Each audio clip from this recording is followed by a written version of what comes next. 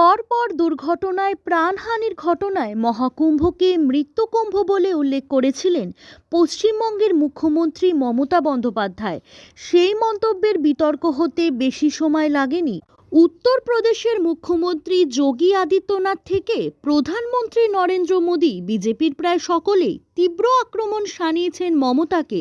সেই নিয়ে এবার মুখ খুললেন মমতা, জানালেন তিনি পুণ্যার্থীদের অসম্মান করেননি, তার মন্তব্য বিকৃত করা হয়েছে। পাশাপাশি 144 বছর পর মহাকুম্ভ বলে যে প্রচার হচ্ছে তার সত্যতা নিয়ে তিনি প্রশ্ন তুললেন। মমতা আরও বলেন, অনেক জায়গায় মানুষ মারা গিয়েছেন, পদপৃষ্ট হয়েছেন অনেকে।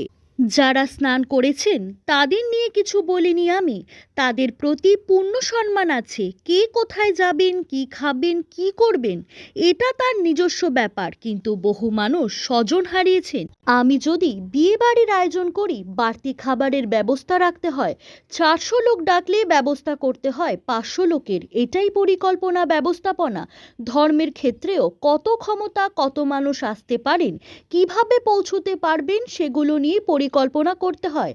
আমার কথা বিকৃত করা হয়েছে, কুকথা, অকথা বলা হয়েছে।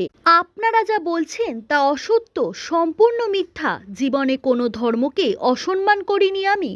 গঙ্গাসাগরের সময় 5-6 দিন ঘুমাইনি আমরা। দুর্গাপুজোর সময় কার্নিভাল পর্যন্ত নজরদারি চলে। মমতা এদিন জানান, দুর্ঘটনা ঘটতেই পারে, কিন্তু পরিকল্পনা না থাকার দরুন কিছু ঘটলে সেক্ষেত্রে দোষ বর্তায়, কারণ মানুষকে ভুগতে হয়।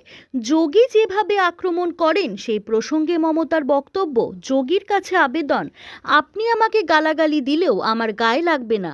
মুখ্যমন্ত্রী হিসেবে আপনাকে সম্মান জানিয়ে বলছি, যারা মারা গিয়েছেন তাদের ময়না তদন্তের মৃত্যুর শংসাপত্র দেননি। আমরা বাধ্য হয়েছি নিজেদের মতো করে করিয়ে নিতে।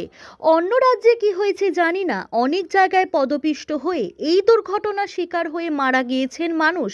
সকলকে ক্ষতিপূরণের আওতায় আনা হোক। ক্ষতিপূরণের ঘোষণা যখন করেছেন, অবিলম্বে টাকা তুলে দেওয়া হোক। Bureau report, apt news.